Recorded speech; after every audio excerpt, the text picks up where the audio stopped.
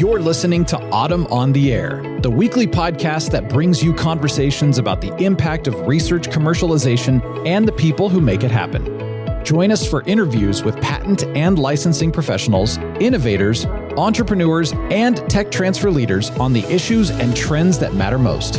Keep listening for an inside track on the people, IP policies, and politics changing our world. Welcome to Autumn on the Air.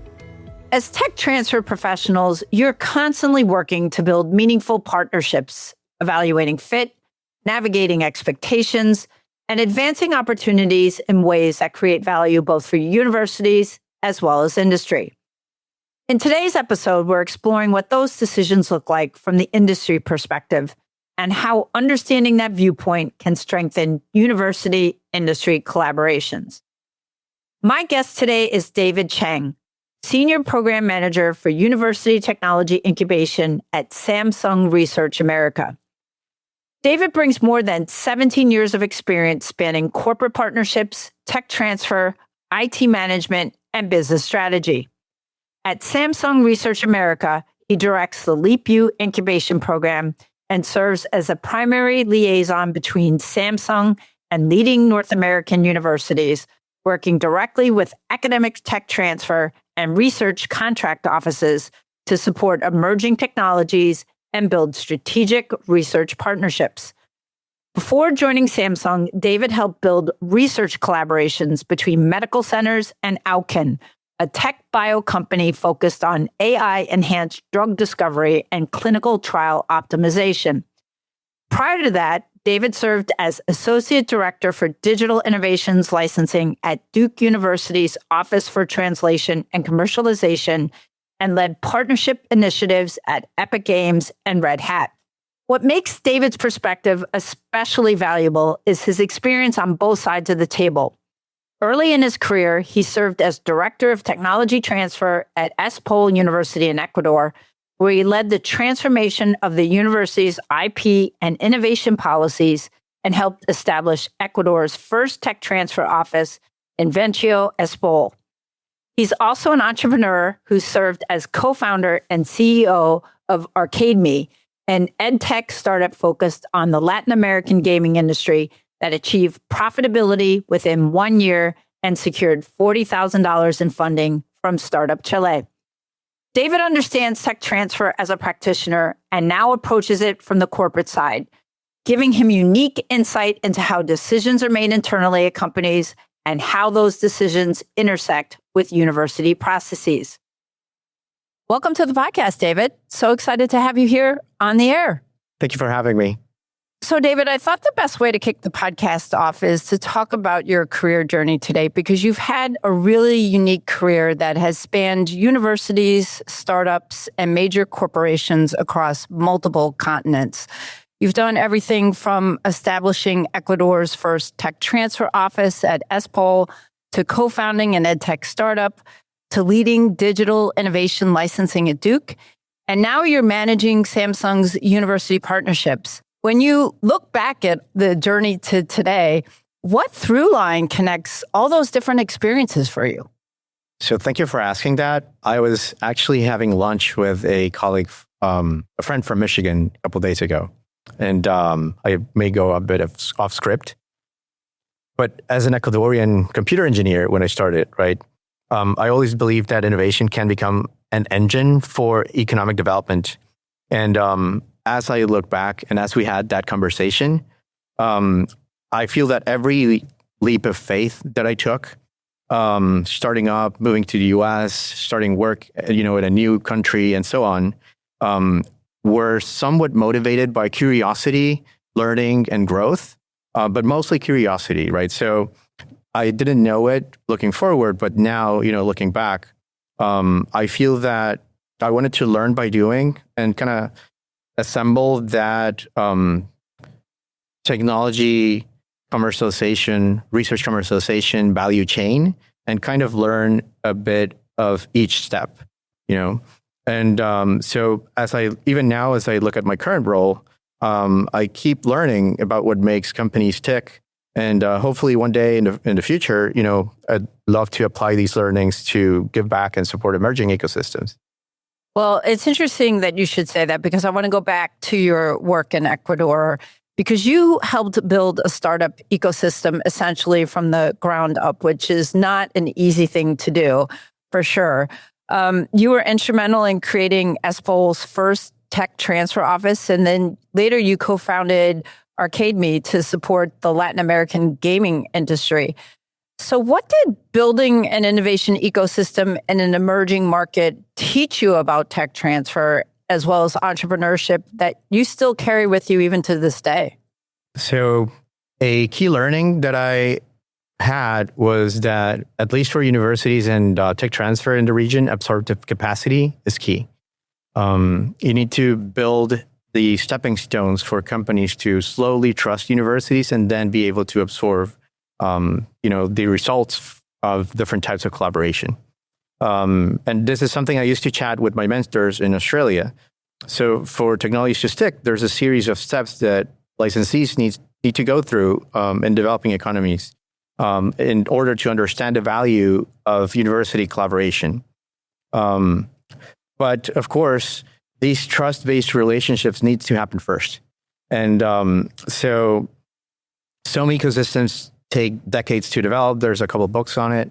But at least for Latin America, or specifically for Ecuador and Chile, which are the two countries where I had an opportunity to stay or live in, many universities have a strong extensionism focus, where collaborations start with very low risk student prototyping work, social work, that eventually grow into collaborations with universities, and fast forward in time, eventually turn into research, IP, and commercialization engagements.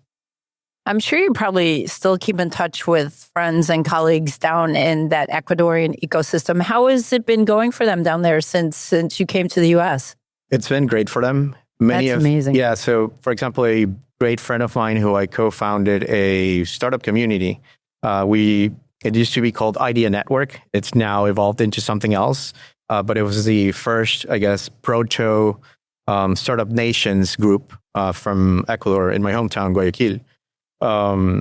So his startup eventually became a couple others. So they evolved and they became serial entrepreneurs.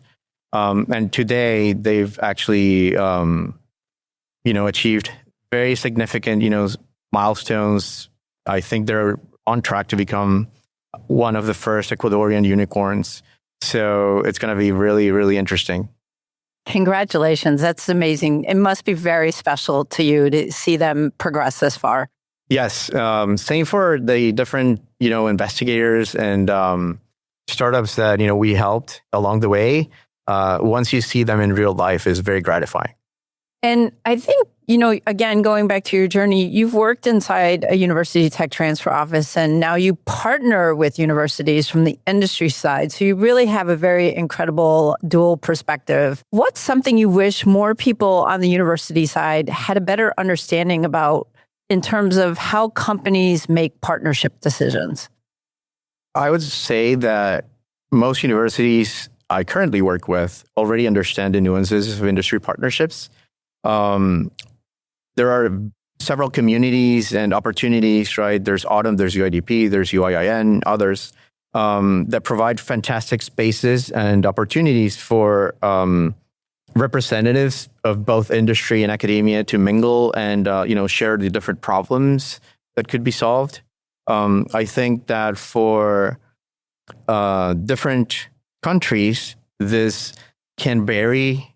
Not everyone can have access to these types of events, right? However, I think each university has its own style and needs, and tech transfer teams in general greatly accelerate collaborative engagements. Tech transfer managers often know who's who on their end when looking for domain experts and inventors, at least, from my perspective as a tech scouting person nowadays, right? I often like to explain our programs and provide insights on the types of technologies and grit we're looking for in our incubation interests from researchers and entrepreneurs. And we do rely on these relationships we've built with universities to identify opportunities. So I think that report can do wonders to convert proposals into contracts, which in my humble opinion does a much better job than over-relying on databases or membership programs as well. Is there anything you wish people on the industry side understood better about how universities operate? I'd say yes. Industry is subject to very tight timelines. And as such, there's a need to kind of dance to rhythms in a way. Yes. Right? So if there's a way for universities to creatively, think of how to achieve maybe a contracting engagement, maybe going down to basics on editing, so some people get inspired and, we get huge red lines. So I think ideally sticking to material changes only in the past has greatly helped our back and forth. Rather than maybe just changing things for purposes of style because it's not really your style. Yeah. That makes a lot of sense. Now, I want to switch a little bit to your work at Samsung Research America, because there you lead what's called the LeapU program, which focuses on advancing proof of concept stage academic innovations towards commercialization. And as part of your position, you work very closely with tech transfer offices, and you see a wide range of opportunities come across your desk. So given that you're on the industry side, from your perspective, when a university brings an opportunity forward, what actually makes Samsung say, yes, we're going to go ahead with that? So for LeapU specifically, I'd say three things help us narrate the story internally as well, kind of advocate for different technologies. One, I'd say clearly defining the existing technology, why it's differentiated, that will be matured as part of the project, be it software, data, trained models, or a combination. The second thing is having clear milestones towards demonstrating the technology's impact potential. Generally, that may include a demo, so that an aha moment can occur in-house. And then, of course, this also may have to do with how this could align with the company, right? So that brings me to my third point. The third thing would be that we want to see a vision on how the technology could become a platform or a part of the broader Samsung ecosystem, right? So having that productization end goal in the proposal can greatly help our teams identify potential pathways for collaboration as well.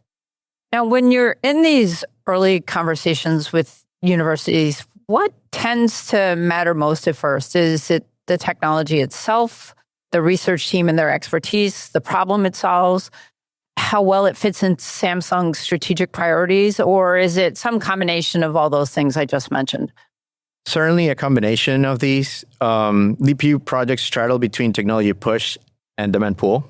So aiming to solve a key piece of a larger puzzle in general, right? And so we, of course, would coordinate internally with different stakeholders to have it all make sense. Also, we often look at the technologies and the research team's work before requesting a proposal. So there is some back and forth in the SOW phase to strategically find how that research will complement internal needs or accelerate our capabilities as well. Now, I think one of the things I thought was really interesting is that Samsung has structured its collaboration programs across different technological readiness areas, which was something I hadn't really heard of before. So you have the START program for early stage fundamental research at TRL 1 to 3, to LeapU for later stage university technologies at TRL 3 to 6, and then LeapS for startup partnerships. So talk to us, David, how does your approach to evaluating and engaging with opportunities differ across these various TRL stages? Of course, we intentionally designed it that way from the get-go. So START, which aims at new concepts and novel ideas, fosters solutions in new research domains, so testing concepts out. While LeapU and LeapS are designed to mature existing technologies towards strategic engagements with Samsung. So START, since it's conceptual in nature, is an open call program. And the proposals can be submitted through our website. So LeapU and LeapS are invite-based, which is why we rely so strongly on our university technology transfer and research partner counterparts to strategically identify investigators to work with and quickly get contracts across the fence. So, David, you've worked on both one-off licensing deals and longer-term strategic collaborations throughout your career. From an industry perspective, what makes a university a strong long-term partner? Are there specific characteristics or practices that make Samsung want to come back and deepen a relationship over time? For sure.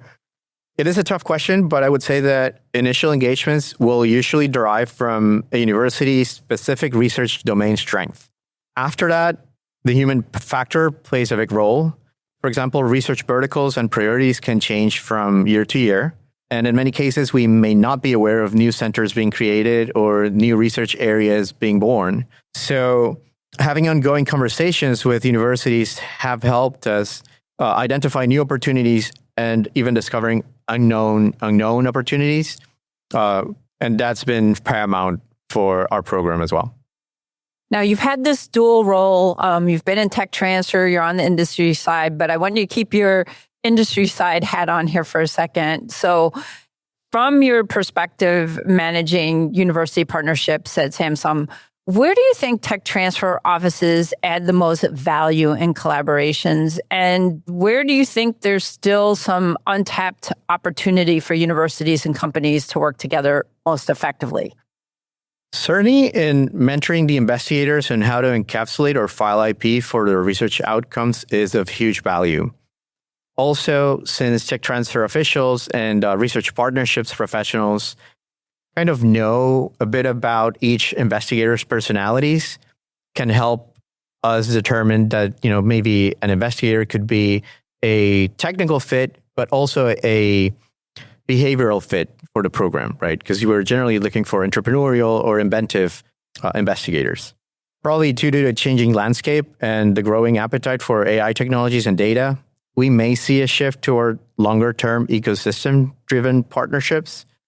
I think there's a space for new creative collaboration models that may allow for strategic co-development, even beyond the existing sponsorship or licensing interfaces. So I'm excited about what we'll see in the university industry partnership space in the near future. Yeah, it's going to be fascinating to watch for sure. And I know, David, you're especially focused on a lot of the hot areas right now, like AI, XR, medtech, and robotics, which are also, I know, highlighted as key interest areas for Samsung's LeapS startup program. Are industry expectations changing in these emerging technology spaces compared to more traditional research partnerships? And what's different about how companies evaluate opportunities in these domains? Yeah, these are all rapidly evolving domains, so development speed is key.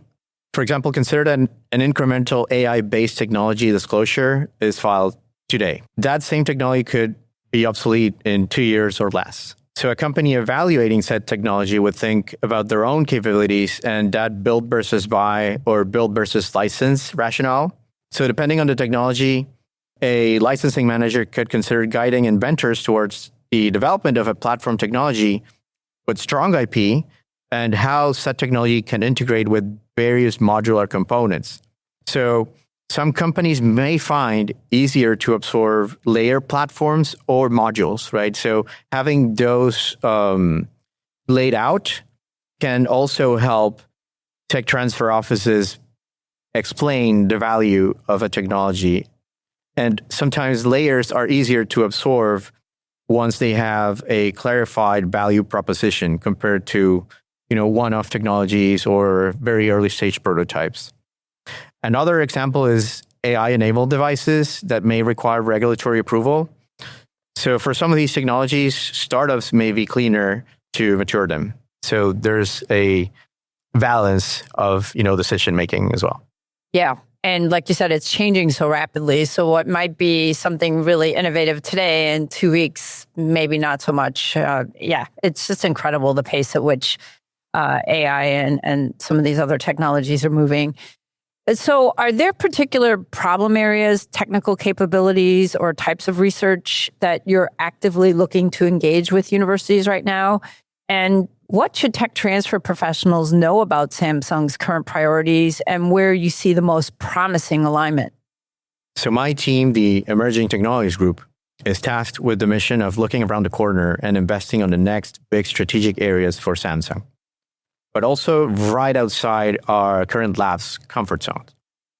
So our website can provide the latest information on new areas, as these will continue to evolve over the coming months. But of course, we're happy to jump on calls with university tech transfer and partnerships teams to align and strategize. How do you keep up with everything? I would imagine you and your team have to do a lot of research, and given how everything is changing so quickly now, I mean, that's got to be a challenge to keep up. Yeah, certainly we do a lot of market research. So we are sitting in that balance between tech push and market pull. And we've found it strategic to identify new markets and opportunities while fostering technologies that answer those opportunities, so that in a way we light a beacon in the horizon while we paddle for the wave to come. That's a great analogy, surfing analogy. Yep. When you think about universities that really stand out as exceptional partners for Samsung, what are they doing well? Is it something structural, like how their offices are organized? Is it cultural, the way they approach a collaboration? Or is it how they engage with industry partners throughout the relationship? In my experience, it's been mostly cultural. As we've discussed before, ongoing conversations and updates have been vastly superior to purely transactional approaches or maybe inflexible negotiation styles. So we do understand this can be a difficult task as teams manage multiple threads, though it's what made a difference when identifying new projects for us. Now, I want to go back to the AI, XR, medtech, or robotics that we talked about a little bit earlier. You know, for listeners who are working in those areas and think there might be some alignment with Samsung's programs, whether it's START, LeapU, or LeapS, what's the best way for them to approach a conversation with you or your team?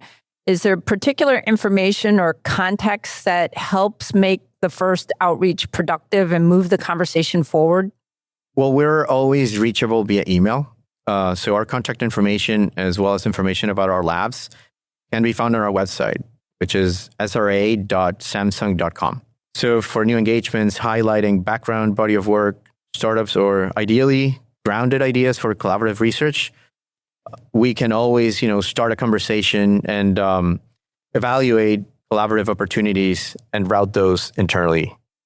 Is there one piece of advice, David, that you'd give to a tech transfer professional that's trying to strengthen their industry relationships and build more successful partnerships? If so, what would that be? So for me, as an Ecuadorian that, had different experiences, I would say that coming to AUTM and similar events and connecting with industry attendees has been a solid way to start. But beyond that, as you receive invention disclosures, in practice, I would suggest just trying to combine the technology's technical depth with its potential business differentiation, which some call, the competitive moat, and how that technology could align with an investigator's overall lab future direction, so that eventually you could build platforms or IP portfolios. Also, I would strongly encourage attending the software, copyrights, data, and partnerships talks during the AUTM events, as well as the industry collective collaborate sessions. So, David, as the podcast comes to a close, I wanted to ask you, looking back at your time working inside a university tech transfer office at SPOL and then at Duke, what do you understand now after seeing the industry side at Oken and Samsung that maybe you didn't fully appreciate when you were in your university role? And how has your perspective shifted? So there's a lot to learn on both sides of the fence. In academia, I really enjoyed helping investigators and the commercialization strategy conversations I had with them, especially if they were entrepreneurial. But on the other hand, I enjoy working at highly innovative organizations with the potential to impact millions of lives. So many assumptions I had when I started my career are much more grounded in reality now.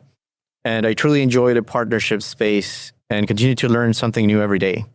The pace and thoroughness at which things are managed and reviewed in academia and industry may be completely different, and these can affect contracting. So some companies will have complex NERF data or information security requirements that may be challenging for some universities. So the flexibility to discuss these quickly can make or break an agreement. I continue to learn something new every day. Hopefully one day I can start giving back so it all comes full circle. I'm sure you will, David, given your current career trajectory. And thank you so much for joining us here at the Autumn Annual Meeting. It's been a real pleasure having you on the podcast. Thank you so much for your time. Thank you. It's been an honor and a pleasure as well. David, thank you so much for joining us today and for sharing such a thoughtful and nuanced perspective on university-industry partnerships. Your journey from building Ecuador's first tech transfer office to leading innovation licensing at Duke to now managing Samsung's university collaboration programs gives you a truly unique vantage point. And I know our listeners will find tremendous value in hearing how these partnerships look from the industry side and where the greatest opportunities lie for deeper collaboration. For our listeners, we'll include links in the show notes to learn more about David's work at Samsung Research America, including information about the START, LeapU, and LeapS programs, as well as ways to reach out if there's potential alignment or interest in exploring partnership opportunities. If you found this episode valuable, please share it with your colleagues on your team or others in your network who might benefit from these insights. Thanks so much for listening to Autumn on the Air. We'll see you again next week. Thanks for listening to Autumn on the Air with Lisa Mueller. Get social with us and share your thoughts. You can tweet us at AUTM or visit us online at autm.net. We'll be back next week on the air. Be sure to join us.